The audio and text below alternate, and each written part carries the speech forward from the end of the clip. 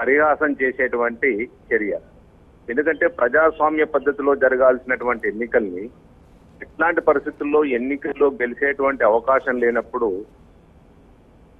ఓటర్లను ప్రలోభానికి గురి చేసి డబ్బులు పంచడం ద్వారా ఓటర్లను కొని గెలవాలనేటువంటి ప్రయత్నం ఏదైతే చేస్తున్నారో ఇది ప్రజాస్వామ్య ప్రక్రియకు ఒక వదిలిపెట్టు.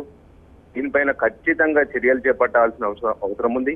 ఇంత పెద్ద ఎత్తున డబ్బులు పట్టుబడమే కాకుండా మొత్తం సందీప్ రెడ్డికి సంబంధించినటువంటి ల్యాప్టాప్లు చెక్ చేసినప్పుడు దాదాపు 15 కోట్ల రూపాయల లావాదేవీలు ఎన్నికల్లో ఓటర్లను ప్రలోభ చేయడానికి ఆ ప్రాంతంలో ఉన్నటువంటి లీడర్ల ద్వారా ఓటర్లకు అందజేయడం ఏదైతే జరిగిందో, మొత్తంగా కూడా వివరాలన్నీ బయటపెట్టడం ఏదైతే జరిగిందో ఖచ్చితంగా దీనిపైన సమగ్రమైనటువంటి విచారణ జరపాలి.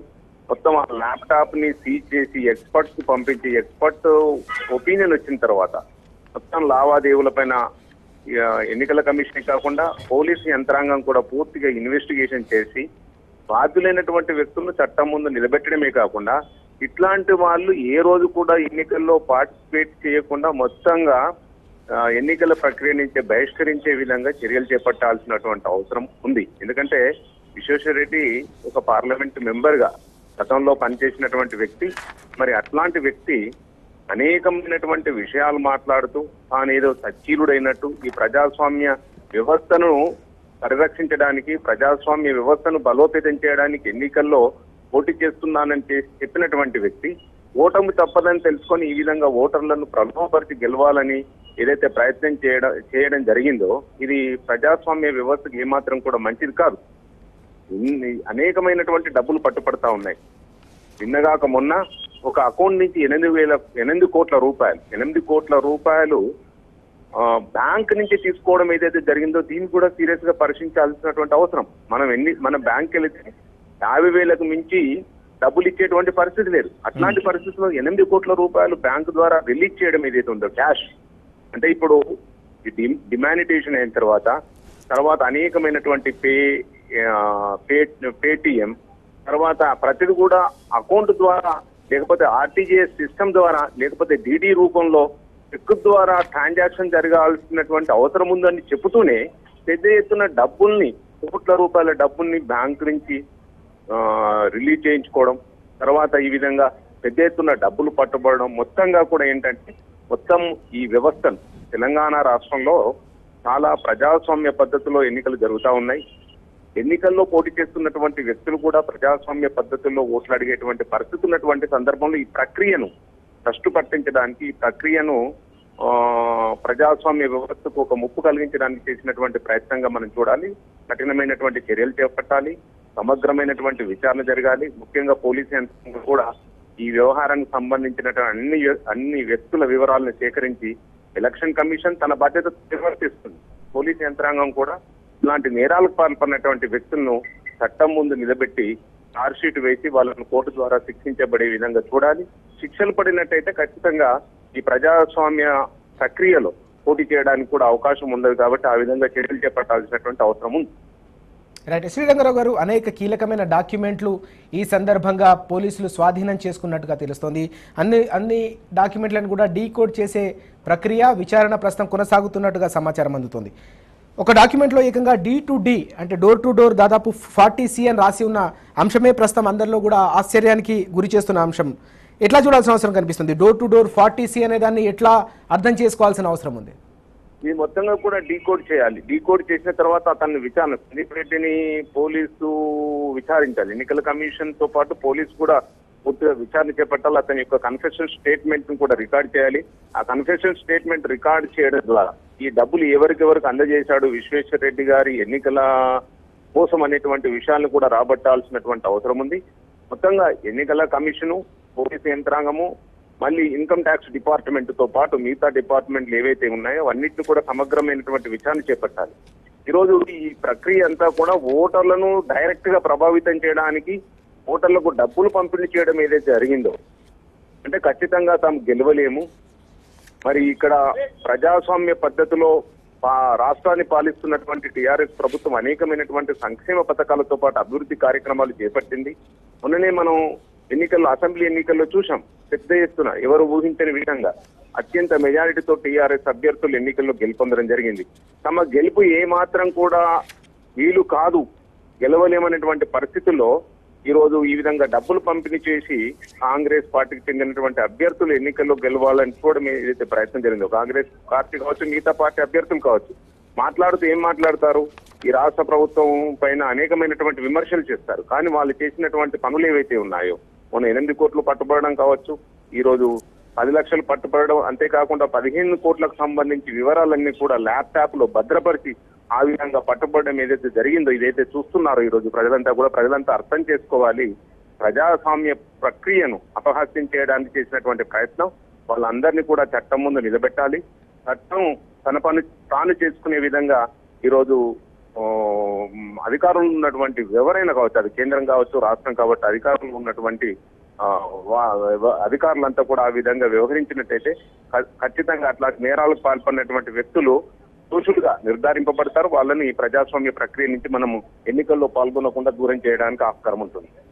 శ్రీరంగారావు గారు, ఎన్నికల కమిషన్ ఇప్పటికే మనం చూస్తున్నాం అత్యంత కఠినమైన నిబంధనలు పెట్టుకొని పెద్ద ఎత్తున ఈ ధన ప్రవాహానికి అడ్డుకట్ట వేయడానికి అడుగడుగునా కానీ చర్యలు తీసుకుంటున్నప్పటికీ కూడా ఇంకా ఇలాంటి ప్రయత్నాలు అడ్డదారులు చేసే వ్యవహారం నడుస్తూనే ఉన్న సందర్భాన్ని మనం చూస్తున్నాం. ఇప్పుడు లభించిన డాక్యుమెంట్లో కూడా అనేక సందర్భాల్లో అంటే కోడ్ వర్డ్స్, కోడింగ్లో చాలా అంశాలు రాసినట్టుగా కనిపిస్తుంది. ఒక చోట ఎండి అనే ఒక ప్రస్తావన ఉన్నట్టుగా కూడా తెలుస్తుంది. వీటన్నిటిని కూడా పోలీసులు ఎట్లాంటి కోణంలో దర్యాప్తు చేసే అవకాశం ఉంది?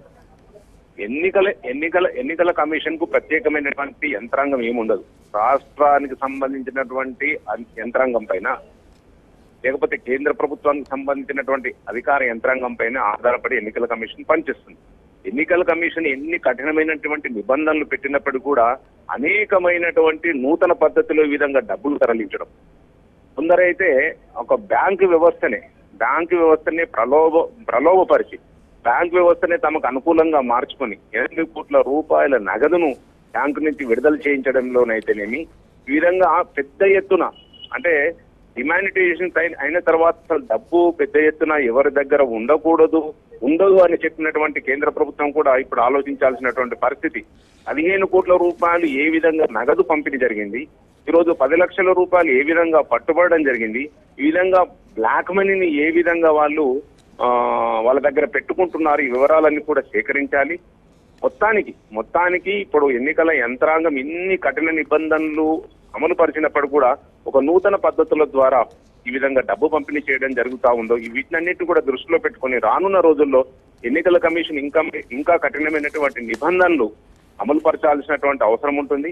ప్రజలను ప్రలోభం చేసి ఎన్నికల్లో ఇట్లాంటి వ్యక్తులు డబ్బు పంపిణీ చేసి గెలవడానికి వీలు లేకుండా చట్టాలను రూపొందించుకోవాలి. అంతేకాకుండా ముఖ్యమైనటువంటి విషయం ఏంటంటే, ఈ రోజు ఇమ్మీడియట్ గా యాక్షన్ తీసుకోవాలి.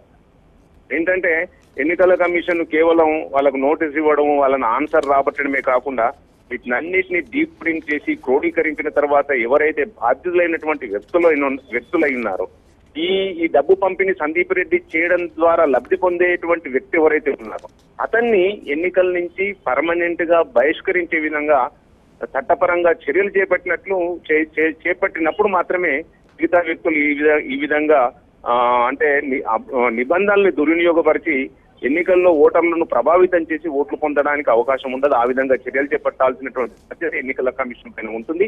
ఈ సందీప్ రెడ్డి అనేటువంటి వ్యక్తిని మన ఇండియన్ పీనల్ కోడ్ యాక్ట్ ప్రకారము శిక్షించాలి. ఈ విధంగా కొంతమంది వ్యక్తులు, బంధువులు కావచ్చు, ఇంకా వ్యక్తులు కావచ్చు, ఎవరైతే ఎన్నికల్లో పోటీ చేస్తున్నటువంటి అభ్యర్థులకు అనుకూలంగా వ్యవహరిస్తూ డబ్బులు పంపిణీ చేయడం ఏదైతే జరిగిందో దీన్ని అరికట్టాల్సినటువంటి బాధ్యత ఎన్నికల కమిషన్ పైన, ప్రభుత్వ యంత్రాంగం పైన ఉంది.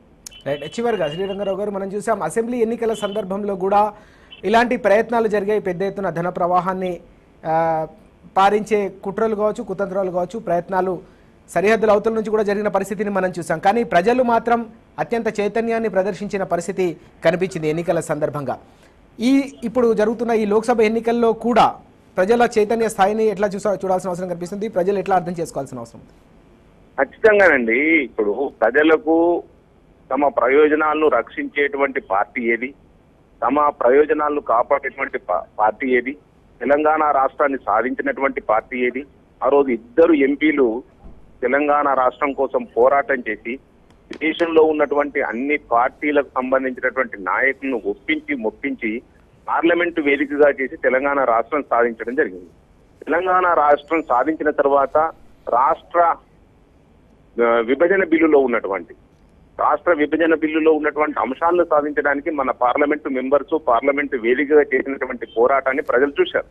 మన రాష్ట్ర హైకోర్టును సాధించడంలో కావచ్చు, లేకపోతే ఆల్ ఇండియా మెడికల్ ఇన్స్టిట్యూట్ సంబంధించినటువంటి సంస్థను సాధించడంలోనైతే పశువు బోర్డు కోసం మన పార్లమెంటు మెంబర్స్ పార్లమెంటుకు వేదికగా చేసినటువంటి కృషి అయితేనేమి, తర్వాత తెలంగాణ రాష్ట్రానికి సంబంధించినటువంటి రైల్వేకి సంబంధించినటువంటి లైన్స్ ను సాధించడానికి చేసినటువంటి ప్రయత్నం అయితేనేమి, ఐటీఆర్ లాంటి సంస్థలు మరి గతంలో ఉన్నటువంటి ప్రభుత్వంలో రాష్ట్రానికి కేటాయిస్తే అట్లాంటి సంస్థల్ని రాష్ట్రానికి రాకుండా అడ్డుపడుతున్నటువంటి వ్యక్తుల యొక్క పద్ధతులను పార్లమెంటు వేదికగా ప్రశ్నించి ఎండగట్టడంలోనైతేనేమి, తెలంగాణ రాష్ట్రానికి సంబంధించినటువంటి ప్రాజెక్టులకు జాతీయ హోదా కల్పించడానికి మన పార్లమెంటు మెంబర్స్ పార్లమెంటు వేదికగా చేసినటువంటి ప్రయత్నం అయితేనేమి, ఇవన్నిటిని కూడా ప్రజలు చూశారు. అంటే తెలంగాణ ఉద్యమ పార్టీ, తెలంగాణ సంబంధించినటువంటి తెలంగాణ ప్రజల యొక్క ప్రయోజనాలు కృషి చేసేటువంటి పార్టీ టీఆర్ఎస్ పార్టీ అని ప్రజలకు తెలుసు.